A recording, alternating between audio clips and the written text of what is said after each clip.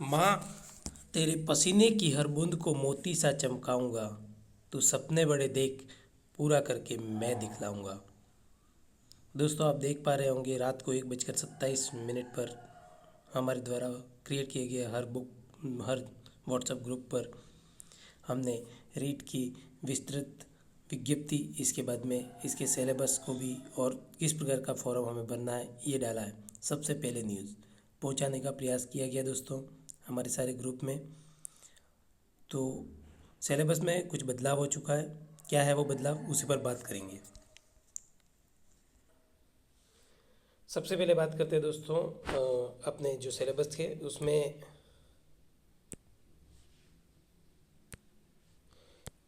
ये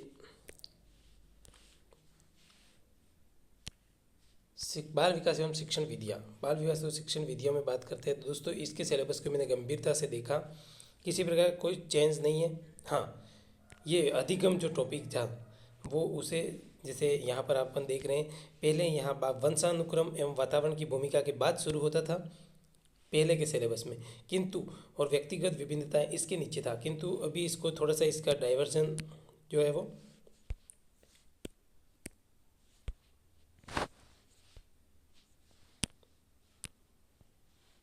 इसको पहले यहाँ हुआ करता था और वो वहाँ जो सिलेबस है वो इसके नीचे हुआ करते थे। तो ये थोड़ा सा यहाँ चेंज किया है, बाकी किसी प्रकार का कोई चेंज आपका शिक्षा मनोविज्ञान में नहीं किया गया है। शिक्षा मनोविज्ञान का सिलेबस वही का वही है। ठीक है दोस्तों, अंग्रेज़ी में जो इसका सिलेबस भी अगर डाल रखा है, आप चाहे देखना चाहते हैं तो देख सकते हैं। इसकी पूरी लिंक मैं डिस्क्रिप्शन में दे दूंगा, पूरे सिलेबस की लिंक। इसके बाद बात करें दोस्तों हिंदी के सिलेबस की, तो हिंदी के सिलेबस में भी चेंज किया गया है। यहाँ पर नया चेंज हुआ है। सबसे पहला पॉइंट, एक अपठित गद्यांश, पहली हिंदी जिसके है, पहली विषय हिंदी, उसके बारे में बात कर रहा हूँ दोस्तों। तो इसमें जो है वो शब्द ज्ञान से लगा करके अवयव तक, ये सिलेबस तो 8 इटीज है। नया जोड़ा गया है वाक्यांश के लिए एक शब्द और शब्द शुद्धि। ठीक है, नया जोड़ा गया दोस्तों वाक्यांश के लिए एक शब्द। ठीक है, वाक्य कोई वाक्य देंगे और उसके लिए एक शब्द। ठीक है, तो ऐसा जो नया जोड़ा गया है और शब्द की शुद्ध ये नया दे रखा है। ठीक है दोस्तों, तो नया क्या हो गया आपको बता दिया मैंने, एक शब्द वाक्यांश के लिए और शब्द शुद्धि। दूसरे पॉइंट में देखते हैं, उसमें भी संशोधन किया गया है और इसमें राजस्थानी शब्दों की हिंदी रूप नया जोड़ा गया। बाकी पहले वाला ही है एट इट इज़, यहाँ तक तो इसमें किसी प्रकार का कोई चेंजेस नहीं किया गया, बस नया जोड़ा है राजस्थानी शब्दों के हिंदी रूप। इसके बाद में आपकी यूनिट 3 में हमारे लिए नया जो मिलता है वो इसमें दे रखा है। आपके पहले विराम चिन्ह नहीं हुआ करते थे, अगर आपके पास पुराना सिलेबस पढ़ा है तो उसको देखते रहिए, विराम चिन्ह नहीं हुआ करता था। बाकी 8 इटीज़ है सिलेबस पूरा का पूरा। ठीक है, इसमें नया जोड़ा है वो है विराम चिन्ह। बाकी के सिलेबस में किसी प्रकार को बदलाव नहीं किया गया है। बाकी का सिलेबस 8 इटीज़ है। आपके जो ये 15 नंबर की भाषा शिक्षण की विधियाँ हैं, ठीक है, इसके बाद में जो भी है मूल्यांकन कौशल, जो भी पूरा पेडागोजी का जो भी है, ठीक है, ये पूरा का पूरा अपना सेम टू सेम है। इसके बाद अपन सीधा बात करेंगे एसएसटी पर। ठीक है, एसएसटी के लिए मैंने विशेष करके जीके की बात चल रही थी, क्या क्या जीके में जुड़ा है उस पर बात अपन करेंगे। तो जीके में काफ़ी संशोधन कर दिया गया दोस्तों, बहुत भारी मात्रा में। ठीक है, तो जीके में देखते हैं अपन सामाजिक अध्ययन सिलेबस के ऊपर जितना बता सेम टू सेम दे रखा है। पहला टॉपिक पहले भी दे रखा था जो है वो भारतीय सभ्यता संस्कृति एवं समाज, पहले भी दे रखा था भारतीय सभ्यता संस्कृति एवं समाज, लेकिन किंतु परंतु दोस्तों इसमें अभी थोड़ा सा संशोधन कर दिया गया है। और वो संशोधन ये कर दिया गया कि पहले सिंधु घाटी सभ्यता करके टॉपिक हुआ करता था, इसमें अभी भी है, इसमें किसी प्रकार कोई बदलाव नहीं किया गया। सिंधु घाटी सभ्यता टॉपिक पहले भी था और अब भी है। ठीक है दोस्तों, इसके बाद इसमें दूसरा टॉपिक हुआ करता वैदिक सभ्यता। वैदिक सभ्यता टॉपिक पहले भी था अब भी है, लेकिन इसके बाद यहाँ पे एक टॉपिक हुआ करता भारतीय समाज विशेषताएं, परिवार, विवाह, लैंगिक संवेदनशीलता, ग्रामीण जीवन एवं शहरीकरण। उस टॉपिक को यहाँ से हटा दिया गया और इसकी जगह नया टॉपिक जोड़ दिया गया दोस्तों, जैन व बौद्ध धर्म और महाजनपद काल। ये दो नए टॉपिक आ गए दोस्तों, जैन धर्म व बौद्ध धर्म और महाजनपद काल। ठीक है, ये न्यू है। इसके बाद यहाँ से हटाए गए भी हैं, तो यहाँ पर अब उनको ज़्यादा नुकसान नहीं हो रहा है, लेकिन जिन्होंने स्टडी की थी उनके लिए तो काफ़ी नुकसान है। ठीक है दोस्तों, इसके बाद आगे बात करते हैं दूसरे टॉपिक में। दूसरे टॉपिक में आते हैं मौर्य तथा गुप्त साम्राज्य एवं गुप्तोत्तर काल। ऊपर की हेडिंग में कोई चेंज नहीं है, नीचे के सिलेबस में देखते हैं राजनीतिक इतिहास और प्रशासन, पहले भी सेम टू सेम लिखा हुआ था। फिर लिखा था भारतीय संस्कृति के प्रति योगदान, बिल्कुल सेम टू सेम। बस ये इसके बाद यहाँ से आपके चेंजेस शुरू हो जाते हैं। यहाँ से चेंजेस क्या शुरू होते हैं, पहले लिखा था गुप्त काल की सांस्कृतिक उपलब्धियाँ, इसको यहाँ से हटा दिया गया, गुप्त काल की सांस्कृतिक उपलब्धियों को हटा दिया गया। इसके बाद लिखा हुआ था भारत 100 से 1000 ईस्वी,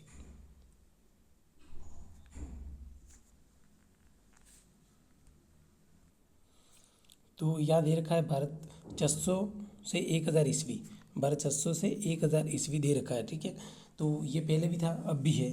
ठीक है, लेकिन इसके बाद में यहाँ पर चेंजेस थे, यहाँ इसके बाद में आपको चेंजेस देखने को मिलेगा। बाहरी विश्व से भारत की सांस्कृतिक संबंध, यह यहाँ पर नहीं देख रखा है, इसकी बजाय बृहत्तर भारत करके दे रखा है। ये फर्स्ट ग्रेड में भी आता है। ठीक है, तो ये वाला जोड़ दिया गया है न्यू। ठीक है दोस्तों, और यहाँ से हटा दिया गया है गुप्तोत्तर काल की सांस्कृतिक उपलब्धियाँ। ठीक है, गुप्त काल की सांस्कृतिक उपलब्धियों को यहाँ से हटा दिया गया है, और साथ ही साथ भारत के बाहरी विश्व से जो सांस्कृतिक संबंध है वो भी हटा दिया गया। ठीक है दोस्तों, इसके बाद बात करते हैं पॉइंट नंबर 3। ठीक है, मध्यकाल एवं आधुनिक काल। मध्यकाल एवं आधुनिक काल में अगर आप बात करें तो यहाँ पे भक्ति और सूफी आंदोलन पहले भी दे रखा था, मुगल राजपूत संबंध पहले भी दे रखा था, फिर मुगल प्रशासन पहले भी दे रखा था।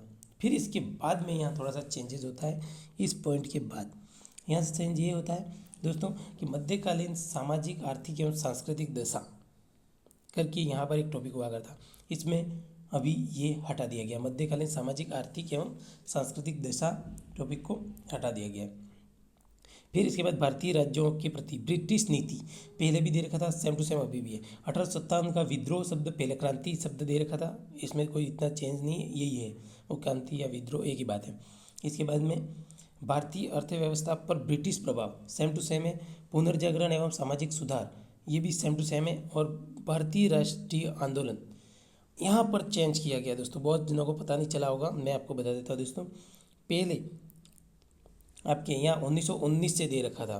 ठीक है, यानी गांधी जी के आगमन के बाद से गांधी के पूरा गांधी वाला आंदोलन ही दे रखा था। ठीक है, गांधी के समय, लेकिन अब 1885 कर दिया यहाँ पे दोस्तों।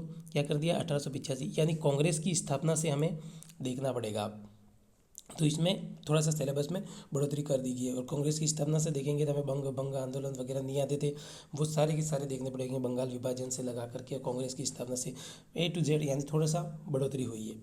ठीक है, लेकिन यहाँ से हटा भी दिया है, तो यहाँ पर लगभग बराबर हो गया है, यूँ समझ सकते हैं इस टॉपिक में। आगे देखते हैं भारतीय संविधान एवं लोकतंत्र। भारतीय संविधान एवं लोकतंत्र, यहाँ पर काफ़ी ज़्यादा प्रॉब्लम हो गई है। उद्देशिका पहले भी दे रखी थी, मूल अधिकार एवं मूल कर्तव्य पहले भी थे। ठीक है, यहाँ से हटाया है धर्मनिरपेक्षता। ठीक है, सामाजिक न्याय पहले दे रखा था, नया क्या क्या जोड़ा गया, बहुत ज़्यादा नया जोड़ दिया गया दोस्तों। भारतीय संविधान का निर्माण अपने पहला था ही नहीं, इसको जोड़ दिया गया। और भारतीय संविधान की विशेषताएं जोड़ दी है, यानी पूरी संविधान सभा दे दी गई है और उसकी भारतीय संविधान की विशेषताएं भी दे दी गई है। साथ ही साथ नया जोड़ दिया गया दोस्तों बाल अधिकार एवं बाल संरक्षण। ठीक है, बालकों के अधिकार एवं बालकों के संरक्षण और लोकतंत्र में निर्वाचन एवं मतदाता जागरूकता, ये इतना सारा नया जोड़ दिया गया दोस्तों। ठीक है, बहुत ज़्यादा लंबा चौड़ा ये अभी जोड़ दिया गया। ये यहाँ से लगा करके ये पूरा जितने में अंडरलाइन किए ये सारा का सारा नया जोड़ दिया गया। भारतीय संविधान तथा निर्माण विषय बालकों के अधिकार और बाल संरक्षण, हालांकि जो है वो इसमें कुछ कुछ तो अपन पढ़ भी चुके होंगे, और इसके साथ साथ ही नया भी है लोकतंत्र में निर्वाचन व मतदान, इसको अपन को डिटेल से वापस पढ़ना पड़ेगा। तो ये चेंजेस किए गए। ठीक है दोस्तों, इसके नीचे वाले पॉइंट में देखते हैं क्या है, सरकार गठन एवं कार्य, इसमें क्या चेंजेस है इसको थोड़ा सा देख लीजिए, इसमें भी चेंजेस किए गए। ठीक है, संसद, राष्ट्रपति, प्रधानमंत्री, मंत्रिपरिषद पहले भी था, उच्चतम न्यायालय पहले भी था। इसके बाद राज्य सरकार शब्द देने के बाद पंचायती राज एवं नगरीय स्वशासन, यहाँ तक तो दे रखा था। नया जोड़ा अब राजस्थान के संदर्भ में होगा। राजस्थान के संदर्भ में क्या होगा? पंचायती राज एवं नगरीय स्वशासन राजस्थान के संदर्भ में होगा। और नीचे दे रखा है, पीछे नया जोड़ दिया, जिला प्रशासन व न्याय व्यवस्था। जिले का जो प्रशासन है वो और जिले की न्याय व्यवस्था को भी इसके साथ साथ जोड़ दिया गया। तो ये आपका न्यू हो गया। नीचे देखते हैं पृथ्वी एवं हमारा पर्यावरण। इस नाम का, पृथ्वी के प्रमुख घटक नाम का हमारा टॉपिक हुआ करता था, लेकिन अब इसमें चेंजेस करके पृथ्वी और हमारा पर्यावरण जोड़ दिया गया है। और हमारा पर्यावरण जोड़ने के साथ साथ इसमें काफ़ी संशोधन कर दिए गए दोस्तों। यूँ कह सकते हैं कि पूरा का पूरा ये भाग ही अंदर से चेंज कर दिया गया है। नया क्या आ गया दोस्तों? अक्षांश देशांतर हमारे पहले नहीं हुआ करते थे, हमें पढ़ने की कोई ज़रूरत नहीं थी। पृथ्वी की गतियाँ भी हमें लगभग पढ़ने की ज़रूरत नहीं थी। वायुदाब एवं पवन है, ठीक है, तो इसको भी हमें पढ़ने की जरूरत नहीं थी। चक्रवात एवं प्रतिचक्रवात, सूर्य ग्रहण एवं चंद्र ग्रहण, पृथ्वी के मुख्य जलवायु, यहाँ से हमें पढ़ते था। जलवायु वगैरह हम पढ़ते थे, थोड़ा बहुत जैवमंडल पढ़ते थे, ये पहले का ही है, ठीक है। जैवमंडल, पर्यावरणीय समस्या में समाधान हम पहले नहीं पढ़ते थे। ये पूरा का पूरा टॉपिक हमें नया देखने को मिलता है, ये कह सकते हैं। क्योंकि हालांकि कुछ पहले से मिलता जुलता ही है, लेकिन काफ़ी चेंजेस है। इसके बाद नीचे के भाग में देखते हैं, तो ये पूरा का पूरा न्यू हो गया। भारत का भूगोल एवं संसाधन, पहले भी इसी नाम से टॉपिक चलता था, ठीक है। और इससे पहले एक टॉपिक आता था संसाधन एवं विकास। संसाधन एवं विकास टॉपिक को यहाँ इंक्लूड कर दिया कहीं कहीं, कुछ टॉपिक, जैसे भू आकृति प्रदेश नया आ गया। जलवायु, आपका जलमंडल पहले चलता था, जलवायु आ गया, ठीक है, नया टॉपिक। प्राकृतिक वनस्पति, ठीक है, प्राकृतिक वनस्पति भी आ गया, ठीक है, पहले भी था, ठीक है, सेम टू सेम है, मैं जो सेम टू सेम वो बता रहा हूँ। वन्य जीवन पहले भी था। बहुउद्देशीय नदी घाटी परियोजनाएं वो भी पहले थी। कृषि, फसलें, उद्योग पहले था। अब कृषि, फसलें और उद्योग, इसके बाद नया टॉपिक जोड़ा है खनिज। ये पहले 5वां टॉपिक में हुआ करता।